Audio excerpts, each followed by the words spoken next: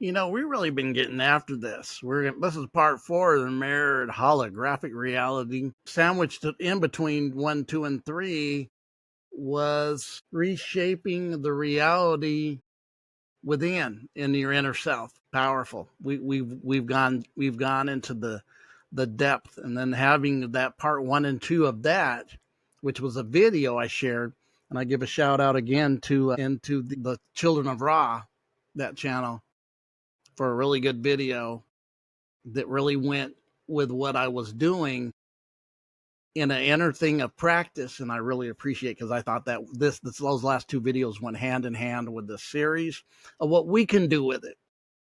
Now we have the knowledge why other people in science said it, why the other Buddhists said it, why Hinduism says it, why the I Ching and Taoism said it. It's mentioned the same things.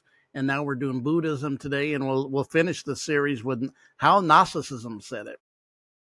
And Gnosticism definitely went deep in it with talking about the emanations of mirrors of light. But anyways, let's share and get into this. We've gone deep into the series already. No reason to stay quiet or stay away. Let's do this. All right. So we're talking about the holographic reality of this series, and this being number 4. We went through science. We went through Hinduism. We went through the I Ching, which was connected to philosophy and Taoism. Now we're going into another ancient, and I had mentioned in the other videos that the ancient teachings of Buddhism and Taoism and this were all connected. They all had esoteric and exoteric in it. Esoteric and exoteric aren't new to just to Christianity. All of them have it. So there's been programming with all of them, and there's been truth with all of them. Usually whoever the government gets control, they want to program your ass. And then the people who want to wake up will wake up and find it. And the people who have that heart for the people, the actual ones who do, not the ones that fake the find, don't. So the truth comes out with the chaff in the corn, right? So let's get into this. We've been talking about the holographic reality. A Buddhist philosophy, the concept of mirrored holographic reality suggests that our perception of reality is a projection of the mind, akin to looking at a reflection in a mirror. This reflection is not true representation of the reality, but rather a mental construct influenced by our perceptions, past experience, social norms. Just as a mirror reflects an image that is not the actual object, but our mind creates a version of reality based on interpretations and assumptions. We've seen that over and over, right? The illusion of self, the elaboration. Let's see better with this. Buddhism emphasizes that our sense of self, also a mental construct, a projection. Similar to the image we see in a mirror, we tend to identify these mental images. I see them all the time. What I want to see right now, I can see if I choose to see it. I can go back to the past to an experience, right? Right now, I can go back to an experience I had, and even go to that place where I had that experience and actually feel it and actually experience it again if I want to. Think about that. I'll have the ability for that. The idea of a mirrored reality and the relative nature of reality highlights the relative nature of experience or perceptions, not the absolute truths, but rather interpretations that arise by significant conditions and constantly changing. Liberation through understanding. By recognizing that our reality is a mental projection, like a projector in a mirror, we can begin to detach from the illusion towards liberation. This understanding can lead to the more balanced, less reactive approach to life. And I'm going to even use something else. I'm going to use movies. Notice in movie theaters, many of us go to movies, you're milked for this in this reality too by them that run the reality. I'm just going to be honest, especially without knowledge. When you don't know and you wake up, you realize that's happening.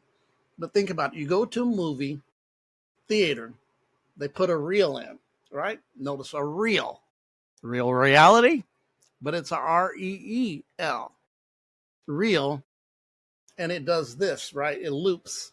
As the film loops, it kicks in to a projector. It goes through the process of going through the projector, and then the projector kicks out what's on that film right into the screen. Notice it's a film. Notice on your eyes you have what? Film that cover and protect your eyes.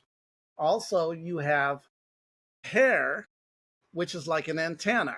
This goes with this, what I'm talking about, with projecting frequency, vibration, and frequency through what I'm doing in the reality of the mirror imaging or the projector, because you're the projector also. So you have this hair, which is an antenna, right? You have the third eye, which is like the bulb or light. You have your eyes. Like I said, they have film over them. And then this projects onto the screen and you watch the reality go around. A projector, think about that. Pretty deep. You can go in deep. That's how they actually do the wood. The wood uses this same concept to make movies. So the holographic aspects comes into play, holographic metaphor I'm going to use. Or did I read Liberation Through Understanding? By recognizing our reality is a mental projection, like a reflection in a mirror, we can begin to detach from the illusion, move towards the liberation. This understanding can lead to more balance and less reactive approach. So what's it telling you? That this reality that we're in is not really reality, it's an illusion. But once you learn how to liberate yourself from the illusion, you're going to the right states and the right beings of it, creating your own reality and maybe another reality. I know somebody that's really archaic, so shout out to archaics, feels this is like the negative, almost like a negative of a film or picture of the real reality copycat, which is actually really Gnosticism, says this. The copycat, more balanced, less reactive approach to life. The holograph aspect comes into play as each part of the perceived reality contains information about the whole, just as each point on a hologram contains complete image. I said this in the last video, and no matter how much the interconnectedness emphasizes a very Buddhist school such as Hayun or Huyang Buddhism, that's a concept of Indra's net, which like anything with what you find out more and more with any of these aspects, we found that out in the very first aspect that we learned about Hinduism, was there's different schools of teaching in Hinduism, almost like another section or sect, the Indra's net. Ultimately, Buddhist teachings encourage us to look beyond the surface appearances, the mirrored reality, to understand the true nature of existence, which is often described as emptiness, as Buddha's nature. The emptiness is the darkness that we found out in the science, and the very first one we did was they said the black hole held all of the light. And I'm saying that black hole's that emptiness that Buddha's talking about in the monad, which Gnosticism's talking about, and the science of the black hole, which science is talking about. It's the same thing, the monad, going to Pleroma, right, in Gnosticism. Ultimately, beyond the illusion, teaching encourages to know beyond the surface of the appearances, the surface on the appearances. Remember, the surface was created by two-dimensional reflection making 3D, right? Do you remember that? The duality reality, yin and yang, to understand the true nature of existence often describes the emptiness or the Buddha nature. Buddha goes into nothingness. I don't have to do this. I am the all. I came to the space of not coming back again. Why? Because I've redeemed everything I need to. I don't need to come back unless I want to be a bodhisattva. And you know what bodhisattvas' jobs are? If somebody wants to be a bodhisattva, guess what they do? They come back again because they want to help people wake up. Sounds like Sophia, because this is where it's missed when you look at prison plans, but you're overlooking Sophia, who unlocks the prison. Let's look deeper in like we did last time into the what the AI, what the artificial one says. See if it has anything different. The Buddhist concept, the mirrored holographic reality, resonates with several core teachings, particularly related to the nature of perception, the interconnectedness of the phenomenon, and the ultimate unreality of the inheritance, existence, emptiness, and the sunyata. The illusion of separate self and external reality. Buddhism emphasized that our ordinary perception of distinct solid self separated from an equally solid external world is an illusion. Our minds, influenced by past experience, social norms, and the five aggregates, form, feeling, perception, mental formations, and consciousness, create a subjective holographic projection or interpretation of reality. Reality is a reflection of the mind. A mirror serves as a powerful metaphor in Buddhism, symbolizing the mind's ability to reflect the shape or experience of the reality, just as the mirror reflects without judgment, without distortion, when polished. A free mind from afflictions, biases can perceive the true nature of the reality. Interconnectedness, independent or Buddhist teaching like independent origination highlight the interconnected, interdependent nature of the phenomenon. Nothing exists in isolation. Everything arises independent.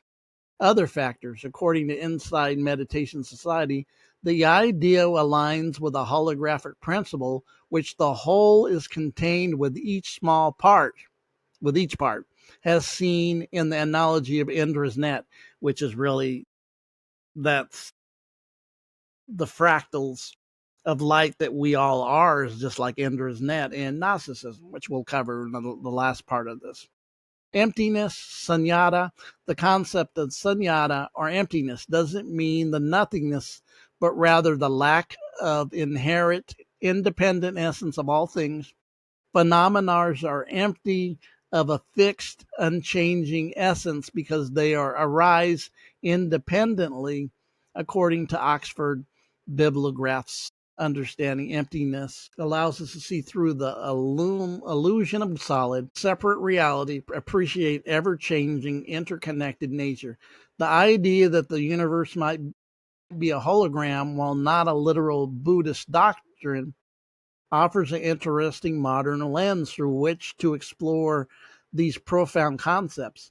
It suggests that our perceived reality is manifestation of a deeper underlying information or principles, reflecting the Buddhist emphasis on the mind and the role constructing our experience, and the ultimate interconnectedness, emptiness of the phenomena by the cultivating mindfulness of wisdom, which we call wisdom, a feminine aspect. Buddhists aim to see beyond the illusions of the mirrored, projected reality to perceive the true nature of existence, ultimately leading to liberation from the suffering.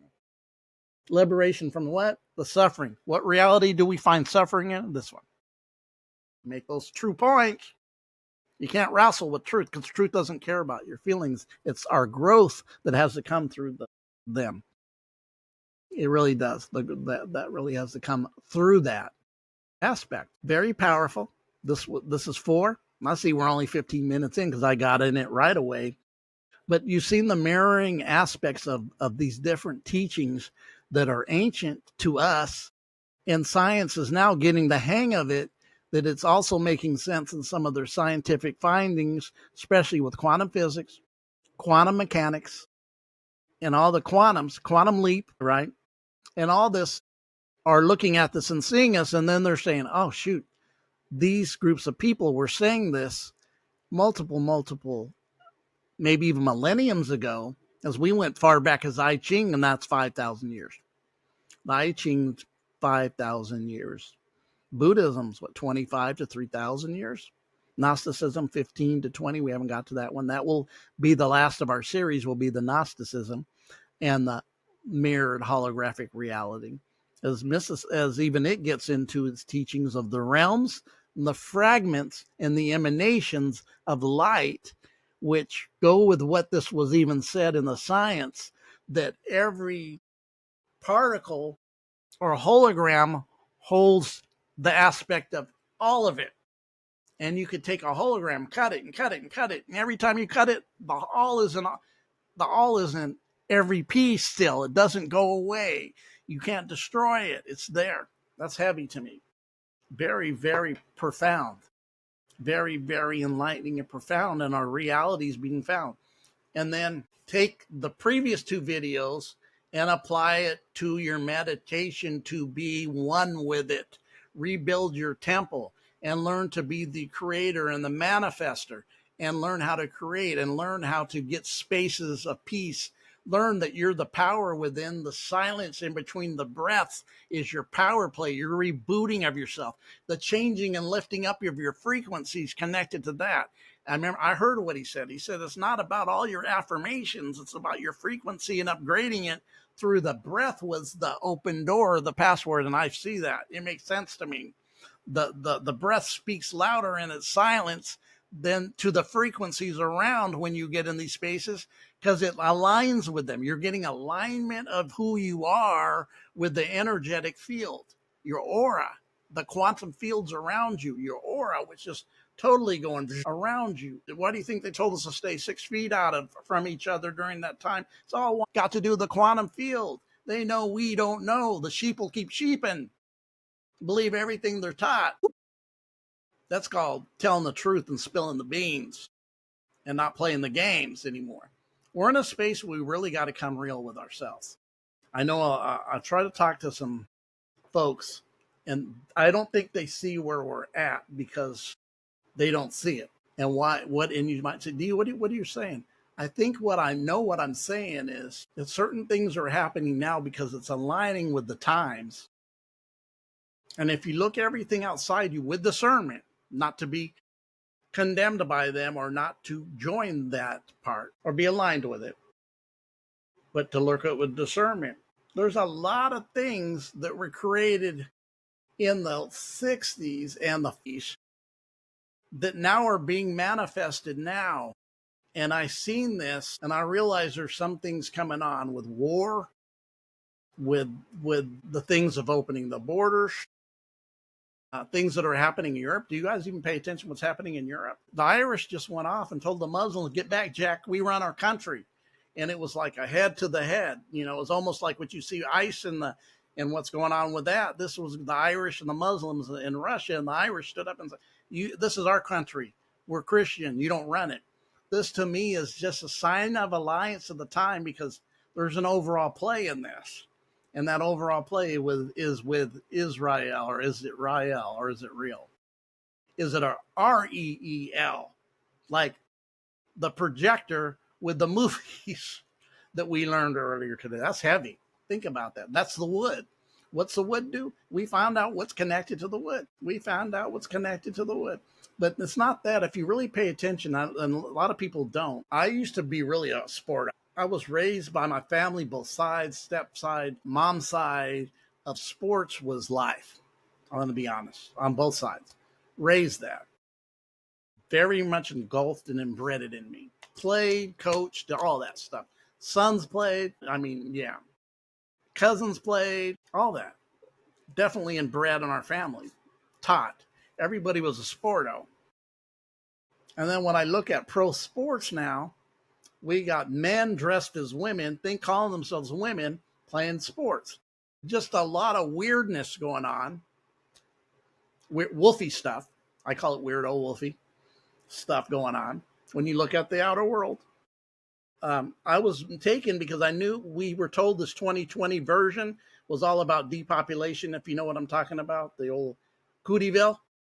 But then when I look at it, I go, this was put into play a long time ago, because it is in full bore, the depopulation. Many people don't understand how deep we are in depopulation, that it's going to be critical of what's going to happen. And it's not far down the line what's going to happen in you have the 3 Asian countries that definitely had high populations in the past. The 3 lowest population, they're the 3 lowest.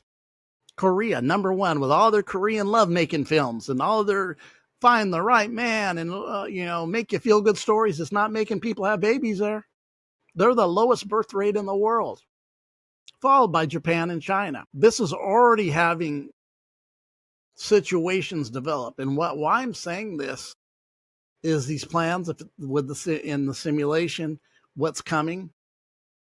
Unless you know some of these codings of the Book of Revelations, some of the stuff you're going on, I went over the fact that they were telling us there, and I'll be closing in a second, that in the Bible it talks about the last day. I don't think the Bible's necessarily always a great history book, but it is definitely a coded book. Not always a great history book, but it's definitely a coded book. And you say, what are you saying? I'm saying it's coded with stuff. When it tells you, like in the days of Jonah, so shall it be in the Son of Man. Like it to the days of Noah, so shall it be. And you look around and all them scriptures, those two, Jonah and Noah, and you go, my God, it's happening now. Full bore. Think about it. Giving in marriages, overweightness, at foods of God, their bellies are God, their gods are belly, right? All these scriptures, being effeminate, all this stuff that it says, and I go, it's happening.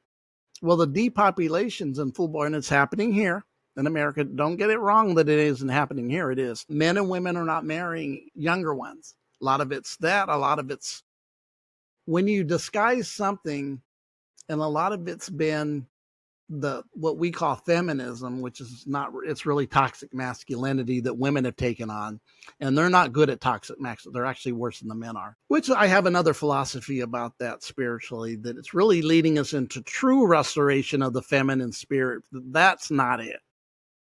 I mean, they don't even want to be mothers. They don't, they want to attack men and say they're all no good. And I don't know if you know, but it's out there. Some of you may not even know what's going on. But all these things are happening at once. Now we have the wars and we have all this stuff happening. And so I'm like, everything's moving fast in that way too since 2020. You know what I'm talking about, Cootieville. Yeah, but we also know those ones who are waking up spiritually and ascending, it's happening fast. 24 hours is just like a slip of a day. Sometimes a minute can feel like 24 hours. Put that together. That's a little bit of a jewel if you can decode it with a deeper sense of self, of what that would decode or revelation, what you could get out of that little philosophy saying. Sometimes 24 hours can seem just like a slip of a day. And sometimes a minute can feel like a lifetime. Think about that. And that's actually a song called T for One. I think it's T for One, right? Led Zeppelin Presence, which is heavy because that word presence is something I'll be bringing out soon. But anyways, this was part 4 of the holographic reality. We went into Buddhism, which really starts getting intensely of what into even declaring that it's an illusion, right? That it's an illusion. And it says Buddha was the one that got through the illusion. And guess what Buddha chose not to do once you get through the illusion? You don't have to come back again. Why is he not wanting to come back again if it's the host of what you needed to do? Is it really not or is it just a lower realm that we must ascend out of? Because this doesn't change. But anyways, we do, and we have the power to. Empowering the West Coast Uncensored Nation to be all you can be, spiritually, mentally, physically, and creatively. And don't spiritual bypass, but go through it. Because going through it is power. You guys have a rest of a great evening. I did 4 videos today. I put the work in, so you guys have a great day.